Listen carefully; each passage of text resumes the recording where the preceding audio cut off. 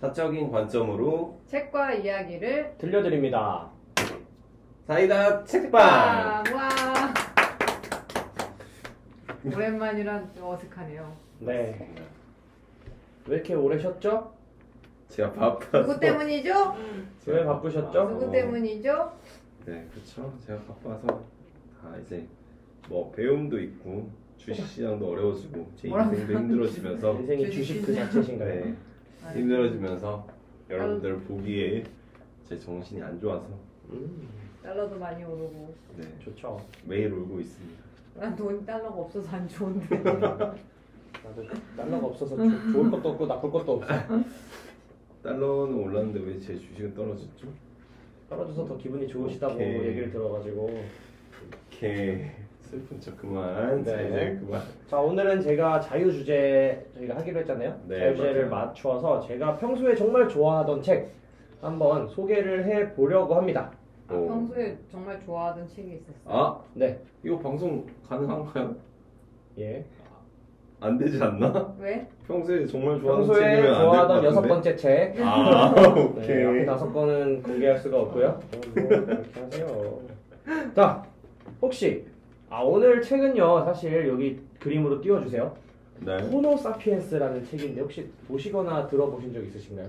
이게 한창 이렇게 제목 많이 들어가지고 추천을 받았었어요. 호모 사피엔스. 핸드폰 쓰는 사람들 얘긴가 보다 했어요. 그쵸, 우리가 잘 아는 호모 사피엔스잖아요, 우리가. 그쵸. 그거에서 좀 이름이 이제 변형된 호모 사피엔스인데, 뭐 이거 뭐 하나만 하는 질문일 수도 있는데 여러분은 스마트폰을 쓰시죠? 그렇죠. 네. 그렇다면 여러분도 호모 사피엔스입니다. 그렇겠네요. 오. 네, 뭐 사실 오늘 제가 책 이야기 시작하기 전에 책의 서문에 나와 있는 얘기가 있거든요. 그 서문을 좀 그대로 토시 하나 바꾸지 않고 가지고 와서 오늘 이야기를 시작해 보려고 합니다. 네. 사실 질병으로 다루어질 만큼 사회적으로 문제가 되는 이슈가 있었죠. 뭘까요? 이걸 뭐 질병 코드에 넣니 마니 막 이런 얘기가 있었어요. 이거 중독이 심해서 게임 휴대폰 중독. 중독? 게임. 게임 중독? 그래서 뭐 언젠가 게임이 뭐 중독되기 때문에 질병으로 뭐 분류하겠다 이런 얘기도 있었던 게임. 그리고 인생의 낭비, 인생의 낭비요? 뭐? 인생의 뭐? 낭비라고 불렸었던 SNS. 그렇죠. 그렇죠. 부작용은 분명히 있는데 여러분은 스마트폰이 우리를 더 똑똑하게 해준다고 생각하십니까? 아니면 우리를 멍청하게 만든다고 생각하십니까? 개인적으로요. 근데 뭐 활용하는 거에 따라 다르겠지만 제가 스마트폰을 쓰는 시간을 보면 시간이 이렇게 지나잖아요? 시간 낭비했다. 지나간 시간들을 돌려볼 때. 뭐 인스타를 이렇게 본다거나 뭐 그냥 뭐 유튜브 쇼츠나 릴스 요새 이런 거 많으니까 그런 거 보고 이제 1시간 지나면 내가 왜 이랬지 이렇게 좀 후회를 하는 걸 보면 뭐 아무리 내가 의지로 스마트폰으로 책을 읽더라도 그 시간보다 낭비하는 시간이 훨씬 많지 않나. 그 전후 시간이 있으니까. 네. 저는 도움이 많이 된다고 생각해요. 저 같은 똑똑하게 사람들은 해준다. 이제 그쵸. 좀 뭐라지? 그러니까 이동하거나 아니면 이제 뭐 해야 될 게 많을 때 귀에 이제 꼽아놓을 수 있는데 거기에 이제 뭐 평소에는 사실 뉴스라는 게 원래 저희 어릴 땐 그렇죠. 8시 뉴스, 정해진 시간. 9시 뉴스. 그쵸. 그 시간에만 딱 들을 수 있고 아니면 이렇게 봐야 되는데 좀 접근성이 좋아지지 않았나. 근데 팟캐스트 같은. 그렇죠. 그런 것도 다 원할 때 아무 때나 들을 수 있으니까. 네. 근데 뭐 밤에 저도 많이 듣는데 그건. 참 아이러니하게도 모든 걸 다 기억해주고 기록해주고 알려주는 기계 때문에 사실 그런 게 많잖아요. 옛날에는 막 친구 집 전화번호, 뭐 친구 그치. 핸드폰 전화번호 다 외웠는데 요즘은 뭐 그거 하나 외우지도 못할 만큼 머리가 나빠진 거 아니냐라고 얘기하시는 분들도 꽤 많이 계세요. 맞아요. 사실 스마트폰을 왜 쓰냐? 뭐 이렇게 하다 보면 진짜 놀라운 혁신성이죠. 할 수 없었던 거를 이 자리에서 할 수 있게 만들어주는. 자, 그럼에도 기존 문명은 보존에만 열을 올리던 사이 스마트폰 문명의 놀라운 혁신성을 이용해서 신문명을 창조한 새로운 종족이 나타났습니다. 그 종족의 이름은 바로 호모사피엔스. 오늘의 책 제목이고요. 뜻을 풀이하자면 스마트폰을 신체의 일부처럼 사용하는 인류입니다. 신체 일부처럼? 네, 지혜가 있는 종족이라는 뜻의 사피엔스랑 스마트폰을 뜻하는 포노가 합쳐진 신조어라고도 할 수 있는데 방금 이렇게 인류라고 말했다는 게 조금은 생각해 두시면 좋을 것 같아요. 나중에. 이분이 너무 거창하게 쓰신 거 아닙니까? 근데 한번 쭉 들어보시고 사실 이 책이 나올 당시는 2019년이에요. 2019년 이 책에서는 이렇게 소개해요. 36억 명의 인구가 스마트폰을 쓰고 있다. 네. 현재. 근데 현재 오늘 딱 지금의 정확한 수치는 조사된 적이 없는데 가장 최근에 공개된 자료는 2021년 7월 작년입니다. 몇 명 정도의 인구가 쓰고 있을까요? 스마트폰을. 35억이었죠. 36억이었다가 36억이었죠. 2년 45억. 3년 전에 45억. 2021년 7월 기준으로 53억 명의 인구가 스마트폰을 쓰고 있고요. 전 세계 인구의 67%에 해당한다고 합니다. 나머지들은 아마 영유아들이겠죠. 어린이 아닌가요? 네, 그렇죠. 요즘 어린이도 많이 쓰잖아요. 그렇죠. 그러니까 신생아 영유아들. 이름으로 등록된 스마트폰은 어. 아마 없을 가능성이 크니까 또 그렇지 않고서 경제활동을 하는 인구의 대부분은 스마트폰을 쓴다라고 이야기할 수 있을 것 같아요. 조금. 초등학생 5, 6학년도 다 쓰니까 여기 집계 안 된 네. 애들은 이거 못 다루는 애들인 거지. 그치. 그러니까 부모님 거를 그냥 시청용으로만 본다거나 음. 자, 이런 식으로 스마트폰이 막대하게 가다 보니까 한 1등님께서 좋아하시는 경제가 움직입니다. 그쵸? 스마트폰이요? 네. 스마트폰으로 이제 그 얘기를 이따가 충분히 할 텐데 기업의 구조가 바뀌고 경제의 구성이 바뀌고 있음에도 사실 우리는 큰 생각이 없었어요. 스마트폰 때문에 그렇죠. 바뀌는 거예요. 그쵸? 그 모든 시작이 스마트폰이에요. 네, 그렇죠. 근데 언제 우리나라에서 4차 산업혁명 막 이런 거 사실 정확한 뜻도 모르고 뭐가 포함되는지 잘 개념도 안 서는데 4차 산업혁명이라는 게 언제 딱 이슈가 됐는지 혹시 기억하시나요? 뭔 슈밥? 그분이 책 쓰고 수밥이요? 슈밥? 뭔 슈밥이? 슈카? 슈밥 맞을걸? 슈밥. 맞을걸? 그 책 제4차 산업혁명 책 쓰신 분 이름? 그 아, 책에 관심 있으신 분은 미리 알았겠지만 우리나라에서는 크게 화두가 된 적이 없었는데 바로 2016년 이 사건 이후로 화두가 아주 폭발적으로 2016년. 네, 일어납니다. 2016년을 한번 떠올려 보시죠. 저는 그때 경찰서에서 의무 경찰 생활을 하면서 이 뉴스를 실시간으로 봤던 그 기억이 납니다. 2016년? 네, 2016년에 뭐였지? 2016년에 바로 무슨 대결이었어요. 뭐지? 아. 바둑? 네, 알파고. 이세돌 구단과 알파고의 바둑 대결이 있었잖아요. 네, 맞아요. 그 이후에 드디어 우리나라에서 4차 산업혁명이니 뭐니 뭐 혁명의 시대를 실감하게 된 것이죠. 그러면서 나타난 게 이거였어요. 잘 기억해 보시면 그 전에도 있긴 했지만 인공지능에 대한 두려움을 부각하는 얘기, 그리고 뭐 사라질 직장에 대한 공포심, 인공지능이 모든 직장을 대체할 것이다 이런 기사가 그 이후에 속속들이 후속으로 쏟아지기 시작해요. 근데 사실 인공지능, 로봇, 그리고 IoT, 드론, 뭐 가상현실, 뭐 메타버스 등으로 대변되는 새로운 기술 세상은 우리가 두려워하건 말건 가까워져 오고 있습니다. 그렇죠. 혁명은 시작되었고 우리는 준비를 해야 한다는 뜻입니다. 오늘 책 성균관대학교 기계공학부 최재분 교수님의 호모사피엔스입니다. 너 이분 이름 왜 들어봤지? 나도 이분 들어온 것 같은데. 어디서 들어? 유명하시잖아요. 이분 이 책 때문에 어디서 들어봤나? 강의하는 거 본 것 같은데. 강의 막 세바시 같은 데도 나가시고 아, 그럼 그거 본 것 같아. 제가 2019년에 이 책이 나왔을 때 저 연수를 받으러 갔는데 거기 오셨었어요. 어. 2시간인가 3시간 강의를 하고 가셔가지고 인상이 딱 기억에 남았죠. 주제도 딱 좋아하는 주제인데 네. 여러분은 뭐 생각나는 게 있으실까요? 4차 산업혁명. 4차 산업혁명의 말뜻이 뭐죠? 그걸 왜 저에게 묻죠?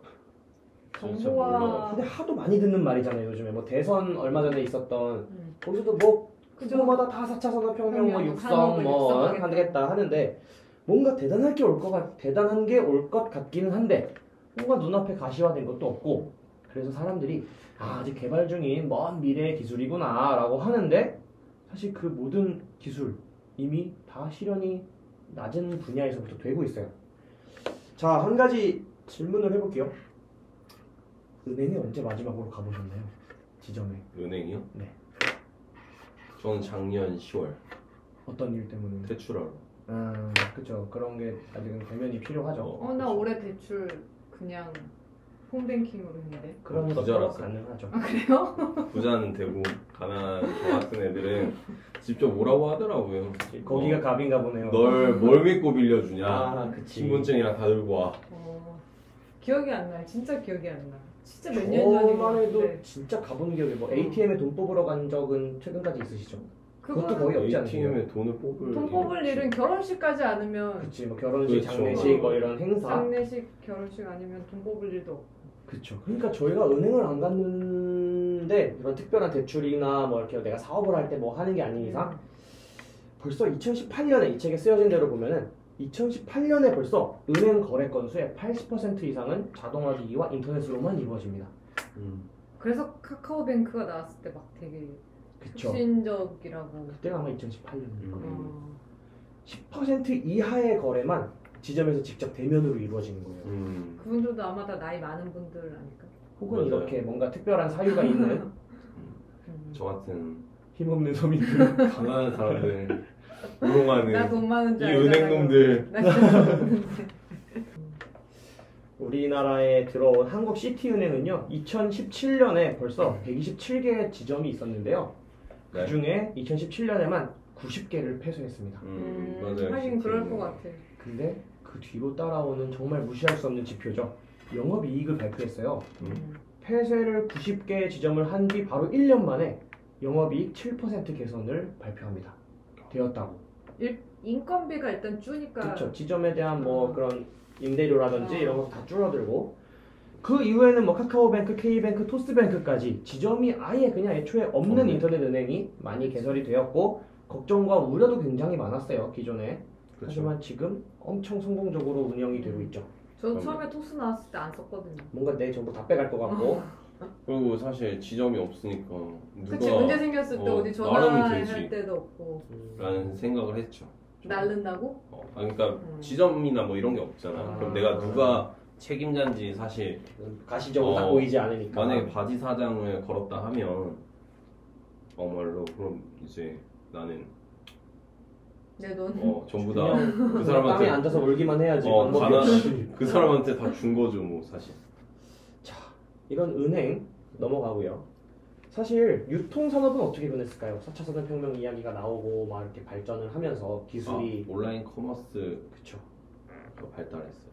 그쵸. 당연히 백화점, 대형마트의 매출은 전체적으로 감소 추세에 있고요. 온라인 판매는 건수도 매년 갱신, 매출액 자체도 매년 갱신되고 있어요. 네. 자, 쇼핑의 천국 미국에서는 2017년부터 18년 딱 1년 사이에만 백화점, 그것도 대형 백화점의 3분의 1이 다 문을 닫아버렸습니다. 3분의 1이나?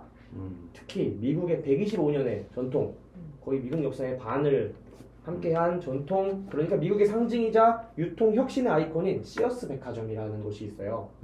그 백화점 파산했습니다. 파산까지 하죠. 네. 근데 사람들이 이렇게 가가지고 이렇게 눈앞에서 사고 이런 거 좋아하지 않나? 2017년, 2018년 미국의 경기가 호황 중에 초호황으로 평가가 되는 와중인데 백화점이 파산을 했습니다. 사람들이 돈을 펑펑 쓰는 시대인데도 파산을 한 거죠. 무엇 때문이었을까요? 인터넷이 더 싸서? 그거 아닌가?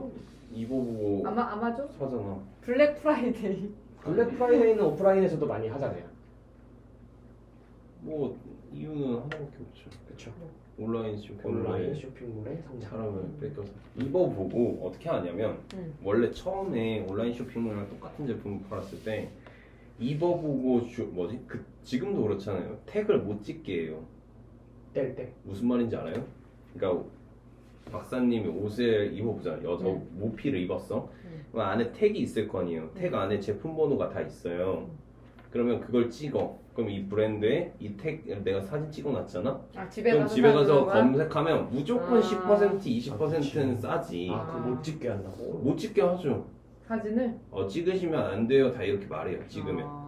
그래서 가서 입어보고 사는 사람도 있더라고요. 그거 보고 되게 입어만 보고 온라인에서 사니까 도움이 안 되는 거지. 아니 난 진짜 부지런하다고 생각했어. 아니 괜찮은데. 나오면서 똑같이 제품 번호만 검색해서 주문 넣고 하면 왜냐면 내가 이걸 산다고 해서 오늘 입고 바로 어디 갈 게 아니잖아. 그러니까 해놓으면 새 옷으로 우리 집에 배송이 돼 있잖아.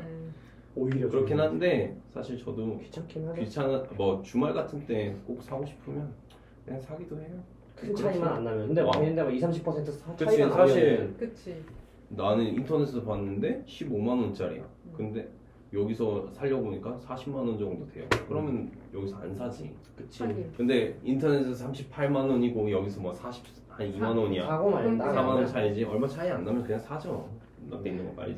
이렇게 미국 얘기만 아니에요. 우리나라도 2018년부터 온라인 쇼핑, 그 중에서도 특히나 모바일 쇼핑을 포함한 매출이 연 100조 원을 돌파했다고 합니다.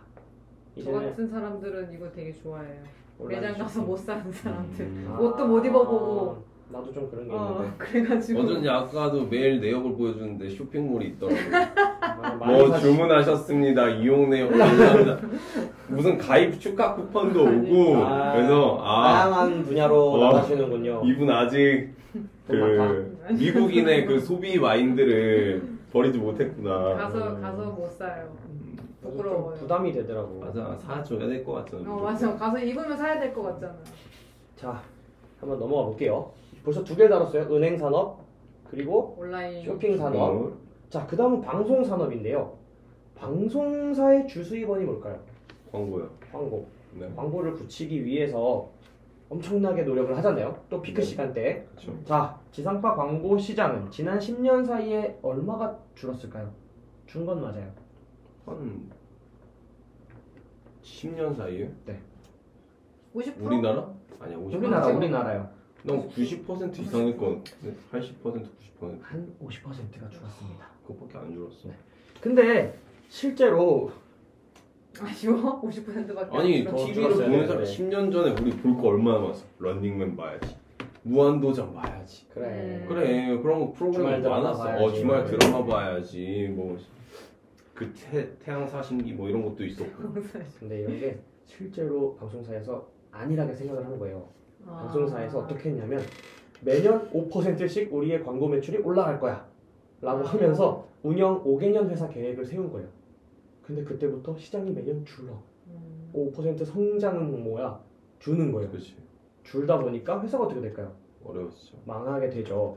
우리나라는 어떻게든 버텨요. 아직 그래도 광고, 그러니까 방송 시장이 거의 견고한 나라에 속해요. 사실 언론이라든지. 근데 미국은 이미 모든 방송사가 파산 직전에 갔고 매각됐어요. 인수합병이 이루어졌고요.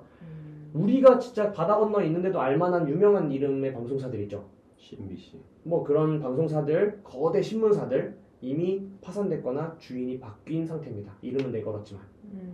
하다못해 100년 전통의 잡지죠. 타임지. 타임즈? 그것도 타임지. 빨간 테두리 그 나오잖아요. 파산했어요.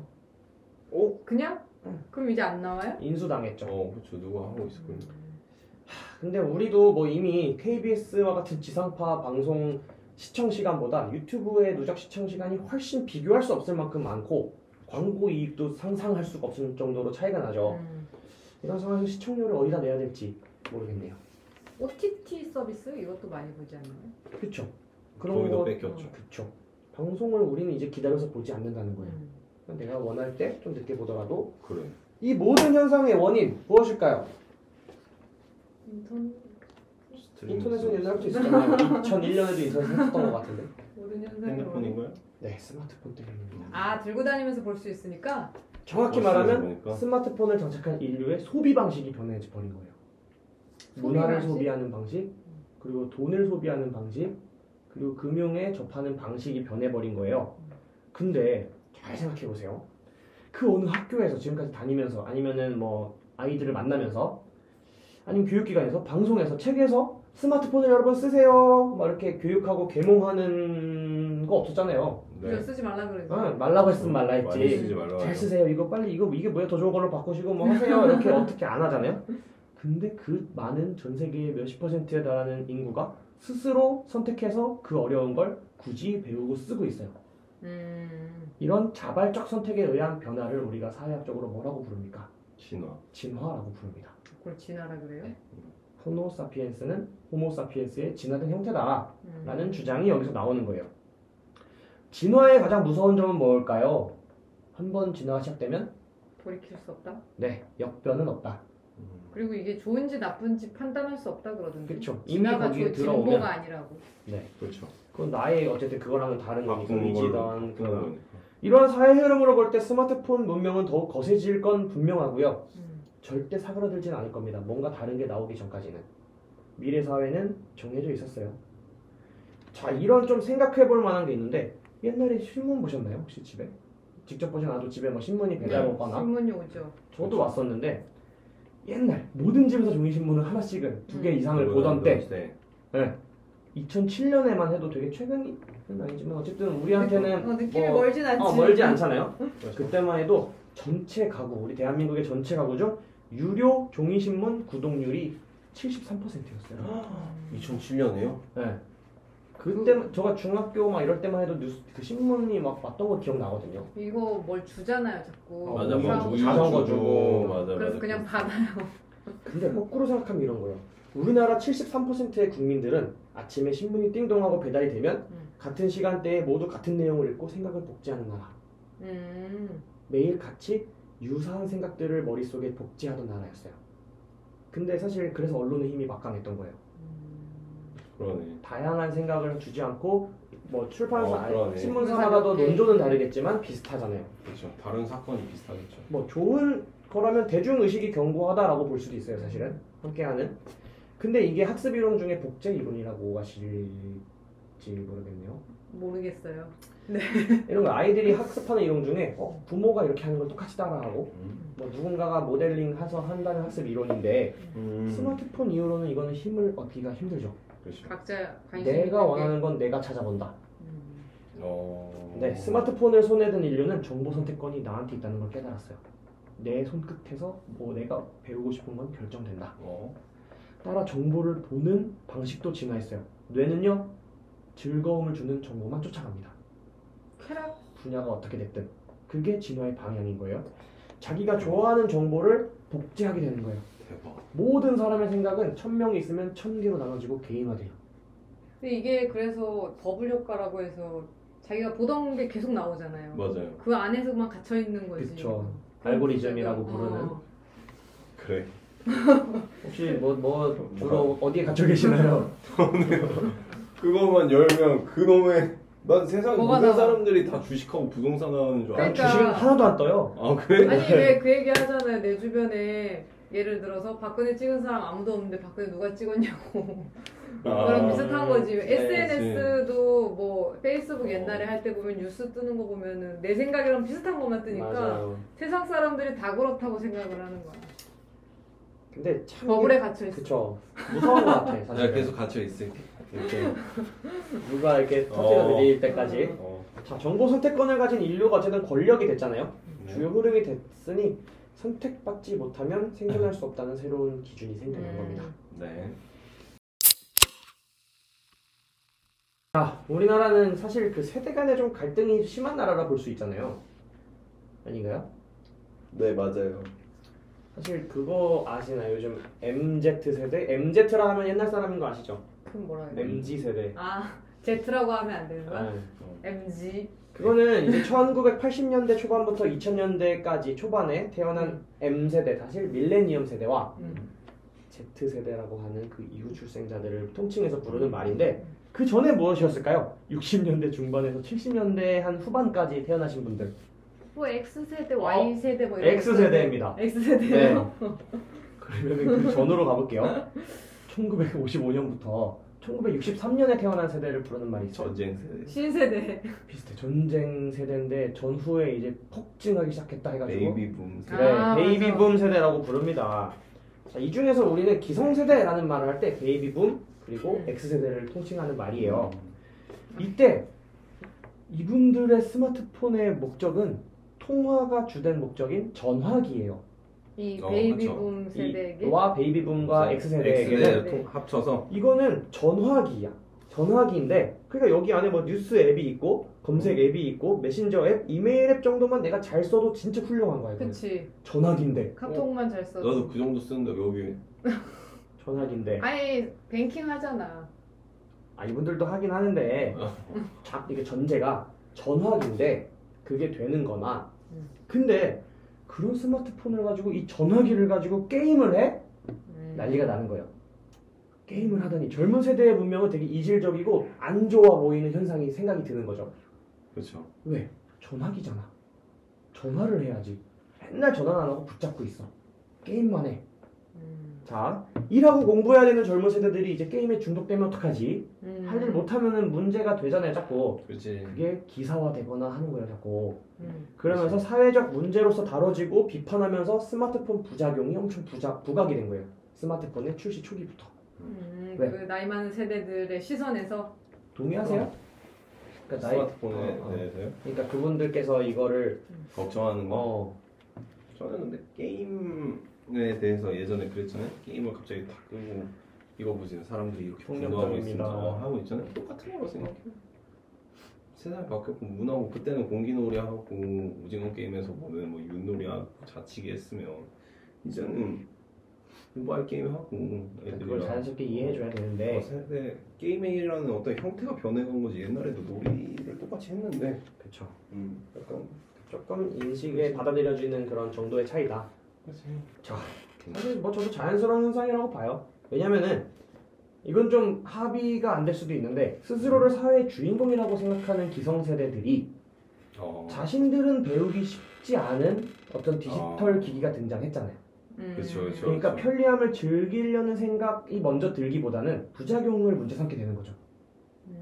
이게 주류가 되면 안 돼. 그렇지. 나는 배우기가 어려워. 일종의 거부감. 현재 현재 스마트폰 새로운 기술에 엄청 규제가 걸려 있잖아요. 이건 이래서 안 되고 저건 저래서 안 되고 개발할 때 이건 안 되고 그런 법적인 규제들이 많아요. 지난 몇 년을 거치면서 풀어진 것도 많지만 되게 기술 쪽에 규제 혁신 막 이런 얘기를 많이 했었잖아요. 그 규제가 생긴 이유들도 사실은 기성세대가 디지털 문명이 도입될 때 그 부작용을 최소화하기로 합의한 결과라고 볼 수 있는 거죠. 법을 만들고 그런 정책을 만들어낼 수 있었던 기성세대들이었잖아요. 근데 그러는 사이에 문제가 발생합니다. 부작용에만 급급해가지고 막 이런 규제 저런 규제 막 걸고 못하게 하고 막고 이거 안 좋은 거야 막 이렇게 하는 사이에 미국의 한 청년들이 스마트폰으로 새로운 문명을 직접 만들기 시작한 거예요. 게임이나 하면서 희닝낙낙거리는 줄 알았는데 저놈들이 일반 소비 문명 그냥 전 세계의 소비 문명을 교체하는 데 도전하기 시작했어요. 뭘까요? 아이폰? 트위터? 두 글자예요. 우리 한국말로 했을 때 땡땡. 아 우버. 우버. 공유 서비스. 우버가 무슨 일인가요? 여러분 전통적으로 봐봤을 때 택시 타는 게 어렵습니까? 아니요. 손 이렇게 흔들면 멈추고 그렇죠. 목적지 말하면 데려다 주고 도착하면 돈 내면 되고 카드를 내던 교육도 필요 없고요. 도구도 필요 없어요. 그냥 누구나 다 할 끝. 수 있지. 우버 어려워요. 스마트폰이 일단 있어야 돼. 그렇죠. 그리고 그때 당시에는 아이폰에서밖에 안 됐어요. 처음 초창기에. 근데 앱에다 신용카드 등록도 할 줄 알아야 돼. 맞아. 결제도 할 줄 알아야 맞아. 돼. 일단 뭐 태산 같은 규제들이 많았을 거 아니에요. 꼭 우리나라뿐만이 아니라 기성세대들은 우버가 바로 망할 거라 생각했어요. 그럼. 저렇게 어려운 걸 누가 써? 상식적으로 성공 요인이 하나도 없단 말이에요. 근데 막상 우버를 타보니 다른 게 없는 거야. 얘도 출발지에서 목적지까지 가는 게 전부야. 택시랑 똑같아. 요금 지불하는 게 전부야. 우버는 근데 뭐가 하나 더 있었어요. 게임 같은 요소가 있었던 거야. 우버에? 페이백. 그게 뭔데? 우리나라 카카오 택시? 일정을 주는 거죠. 그거는 이제 나중에 뭐 이제 페이백이나 뭐 이런 이벤트 같은 금융 혜택이 들어온 거지만 우리나라 카카오 택시, 티머니 택시 같은 것도 다 비슷해요. 왜 게임이냐? 이런 거예요. 우리가 사는 세상이 여기에 맵으로 나오죠. 거기 택시가 어디 가는지 보이죠? 네, 이렇게 지금 오고 거기서 있어요. 내가 참여자들은 거기에 앱을 다운받아 위치를 표시하고요. 택시 서비스를 제공하고 싶은 참여자들은 자기의 여기에 버튼을 눌러 게임을 시작해요. 득템하는 거죠, 손님을. 그럼 자기가 움직여요. 내비게이션을 보고 있으면 사실 뇌가 이렇게 인식한다요. 아, 게임이다 이거. 진짜? 이렇게 간다, 이렇게 간다. 사실 우리가 경험했던 게임들이 그렇지, 다 그렇지. 그렇잖아요. 그런 형태죠. 길이. 탑승자, 운전자 다 게임하듯 그냥 대화나 나누면서 가는 거예요. 우버에서 막 대화도 하고 하잖아요. 결제는 스마트폰이 알아서 해주고요. 이 달랑 하나 차이. 게임하는 것 같이 가볍다. 이거 하나 때문에 미친 듯이 확산됩니다. 택시업계는 줄줄이 깜짝 놀라서 소송을 걸어요. 그래서 우리나라는 못 들어온 건가? 네, 그건 이따 또 얘기할 건데 미국 그게 대법원까지 간 거예요. 연방 대법원에서 어떻게 판결을 내렸냐? 소비자 입장에서 혁신적인 새로운 서비스가 등장했다면 공정하게 경쟁해야 한다. 따라서 새로운 기술로 새로운 비즈니스 모델을 개발한 우버는 소비자 입장에서는 필요한 혁신이라 봐야 한다. 그래서 합법이다. 근데 중요한 게 뭔지 아세요? 우버를 할 때는 택시 면허가 필요 없잖아요. 그쵸. 네. 범죄가 일어날 수 있겠다. 사실 옛날에 말이 끄는 마차를 타다가 마차들이 다 없어진 게 자동차잖아요. 네. 자동차 그 택시인데 그렇게 선택받았던 택시가 이제 새로운 거에서 우리 좀 보호해주세요 하고 내민 꼴이잖아요, 법원에. 사실 말이 안 된다는 취지의 판결인데 저는 이 판결은 사실 여기 저자님도 그렇고 잘못된 결정이에요, 이거는. 어느 지점에서? 왜냐면 손님을 태워서 목적지에 이동한다는 본질은 같은데 면허가 없어도 되는 사람이 있고 면허가 있어야만 되는 사람이 있잖아요, 직종에 따라서. 그거는 사실 안 되죠. 면허를 보유하지 않은 사람이 택시업을 하고 있는 거잖아요, 사실. 네. 그래서 우리나라에서는 지금까지 그게 안 되고. 불법으로 해서 뭐 타다라든지 뭐 우버라든지 이런 게 도입이 되려고 하다가 안 된 거죠. 큰 시장이었음에도. 면허 라이선스를 따로 타니까 우리는. 근데 자동차 운전하는 사람이 자격증이 있잖아. 그거랑 운수업이랑은 또 다르죠. 달라요. 내가 이 사람을 태워가서 돈을 벌 수 있는 자격을 원래 부여했는데 전통적으로 아, 돈을 버는 문제 때문에 그런 이 사람들은 이제 없이도 할 수 있으면 누가 이걸 해. 그냥 하지. 그러니까 그걸 사회를 보호하려는 그런 법인 건 맞아요. 우리나라에서 그걸 금지한 이유가. 그리고 개인 택시 번호판이 가치가 있어요. 몇 한정이라서 맞아. 그 이제 우버처럼 하는 거죠. 우버는 아니지만 약간 산학금 안 내고 자기가 번만큼 하는 게 우리나라에는 몇 억이지? 1억 5천인가? 맞아, 비싸다. 1억 정도에 팔아요. 그걸 사야 되니까 그 사람들은 1억을 날리는 건데 그만 있을 리가 없죠. 근데 사실 저는 이게 법이 잘못됐다 잘못되지 않았다는 사실 뭐 그 나라의 또 우리나라의 판단은 뭐 굳이 언급하고 싶지 않은데 주목해야 될 거는 세계 인류의 자발적인 선택인 겁니다. 보세요. 우버를 타본 이 포노사피엔스들은 더 이상 기존 택시 이용할 필요를 못 느껴요. 어디로 이동해야 한다라는 게 떠올랐어. 나 여기 가야 되는데 할 때 택시를 손잡고 부를까요? 그 시간에 우버를 켤까요? 뭘 키는 게 훨씬 켜겠죠. 효율적이지. 그래서 저는 이렇게 보는 거예요. 여기도 우버라는 회사가 엄청 돈이 많아서 진짜 찍어 누르기식으로 다 합병해가지고 다 말살시켜버린 건 아니잖아요. 사람들이 선택한 거잖아요. 마치 옛날에 마차를 버리고 자동차를 선택했듯이. 그렇기 때문에 대법원의 판결도 사실 법적으로 막을 수가 없었던 거죠. 소비자들의 판단인데. 그렇죠. 여러분 스마트폰으로 처음 송금했던 거 기억나세요? 네. 어디에 송금하셨나요? 난 기억 안 나는데. 저는 그때 친구한테 예.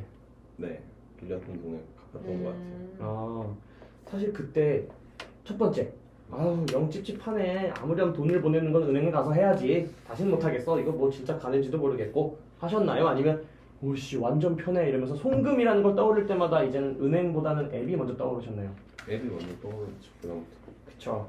스마트폰이 제공하는 단 한 번의 경험만, 편리함만 경험하면 20년이 됐건 30년이 됐건 그 습관은 한순간에 없어지는 거예요. 뇌에서 거짓말처럼 지워집니다. 이것이 인간이고 이게 진화의 속도입니다.